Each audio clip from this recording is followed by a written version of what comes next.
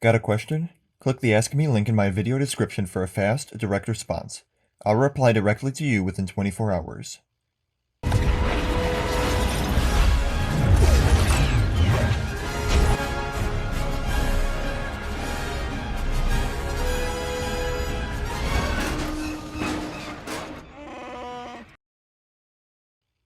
The middle of the season took a lot of time to focus on individual characters with each episode, but now as we approach the finale, things are really starting to take off.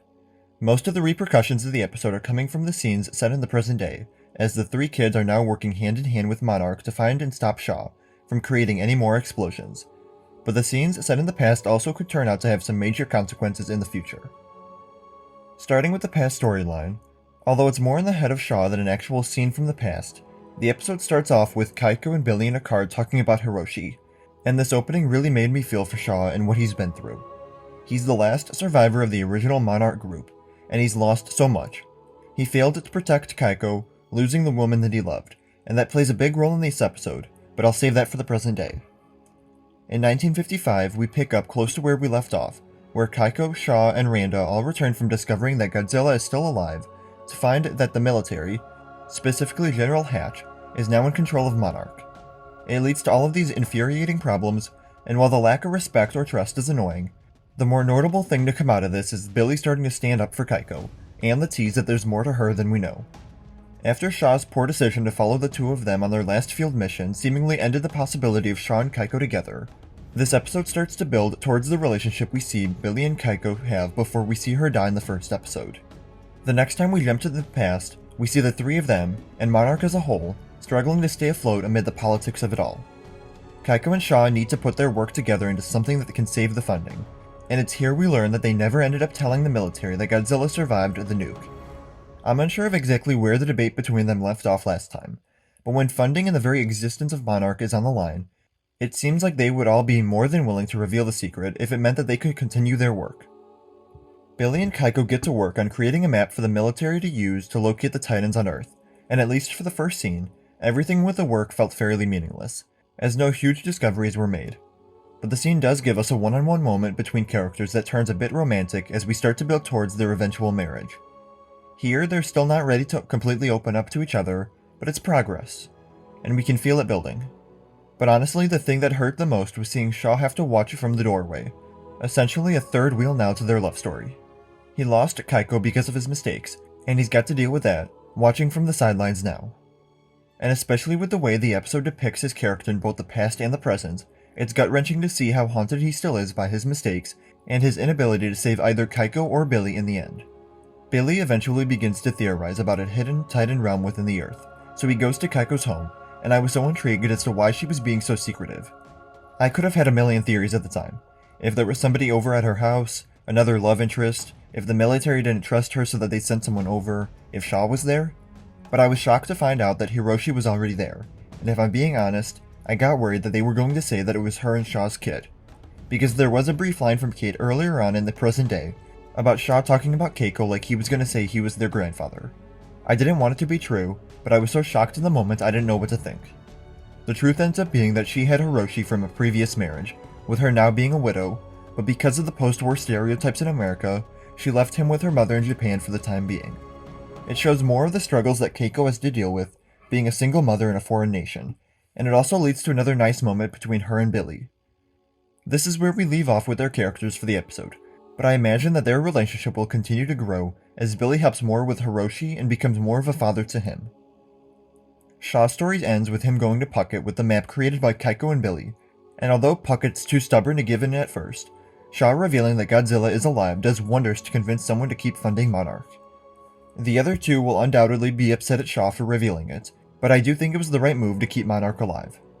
I also liked how he doesn't give the map away until he ensures that credit goes to Kaiko and Billy, not Hatch, and that their roles will be protected. Not once does he mention anything for himself, he only cares about the other two in the moment, because he knows it was his mistake that got them there.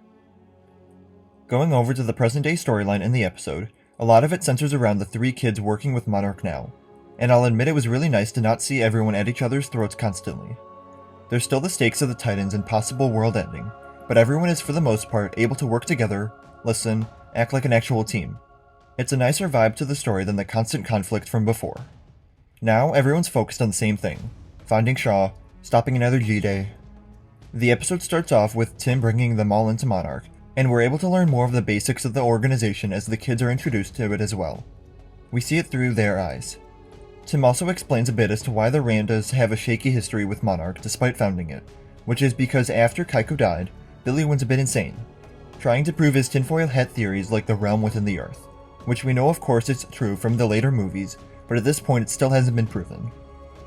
Now that everyone's working together, there are a lot less secrets, so we as an audience are able to stay informed as well.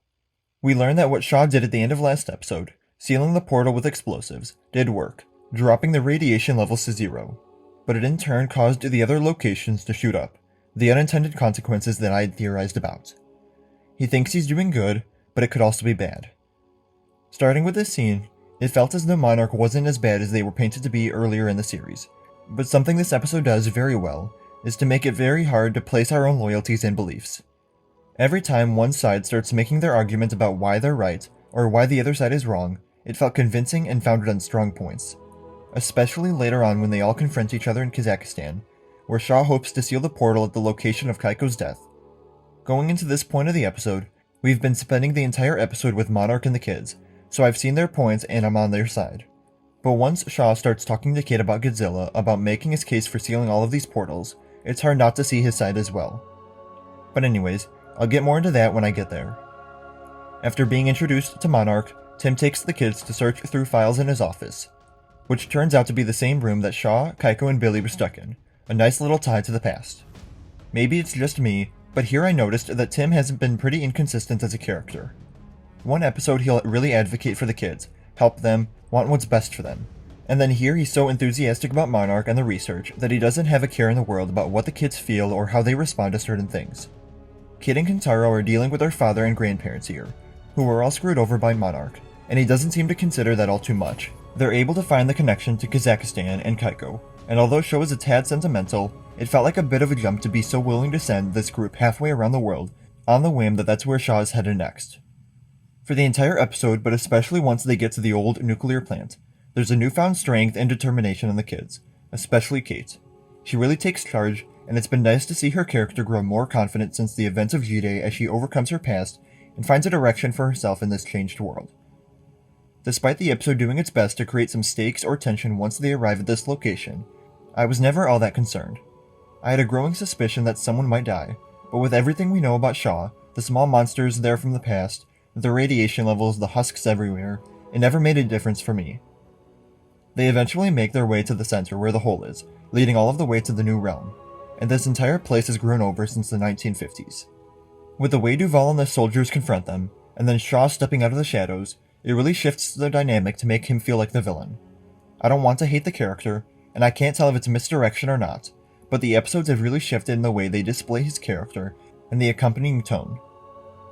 While Shaw talks to Kate, we learn that he's been to their world, and although it's briefly passed over, this is one of the biggest questions I have coming from the episode. It's possible that he went there with Kaiko and Billy, which we would probably see soon in the past storyline, maybe if they have to prove its existence, but for some reason I don't think that's likely. With the way the episode ends with Shaw, Kate, and May all falling down the portal before the explosives seal it shut, I assume we'll learn about the experience from him firsthand as the three of them need to survive in the new episode. I've been against the constant splitting up and regrouping that the series has done with the characters, but at least in this case it's sort of a new grouping, with Kentaro left behind with Tim and Duval. This final conversation between Shaw and Kate also really built upon the survivor's guilt that Shaw has after failing to save Kaiko, making me really feel for the character and what he's been through. And although none of this would be possible without already knowing that she died, which we saw in the first episode, I almost wish we get to see that scene again in the finale, because it would have so much more emotional meaning to it now that we know these characters. When we saw Shaw fail to save Kaiko, we didn't really know either of them that well, and we certainly didn't know that they were almost together and had feelings for each other. What did you think of this Monarch episode? Let me know in the comments below. Remember to like the video, and subscribe for coverage of the Monsterverse, and remember to follow me on Instagram, Twitter, and TikTok. Thank you all for watching, and remember, the Force will be with you. Always.